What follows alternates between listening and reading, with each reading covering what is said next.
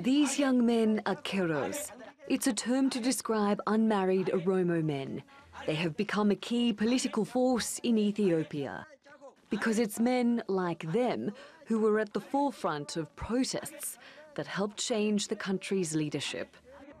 The Oromo people are one of the largest ethnic groups in Ethiopia, but for decades have complained they don't have equal representation.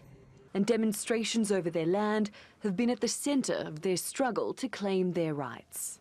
The Oromos have been asking for equal recognition of language, culture, their tradition, especially on their land.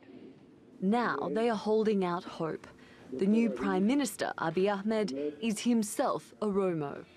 He's part of the new guard of the Ethiopian People's Revolutionary Democratic Front Coalition, or EPRDF, which has ruled for 27 years.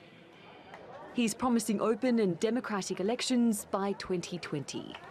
Journalist Eskinder Nega was jailed several times under the old EPRDF regime. He says he's cautiously optimistic that Ethiopia will become a democracy. We have a new young leadership, at least at the top of the EPRDF. People in their 40s, in their early 40s. So we hope that that they will be more open to the idea of democracy. That they will be more interested in their legacy than just staying in power. But others aren't so sure. The pace of change has been rapid. Thousands of political prisoners have been released and exiled opposition leaders have been allowed to return.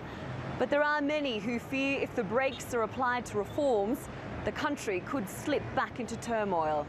Andagocho Sege was placed on death row for leading a once-banned political party.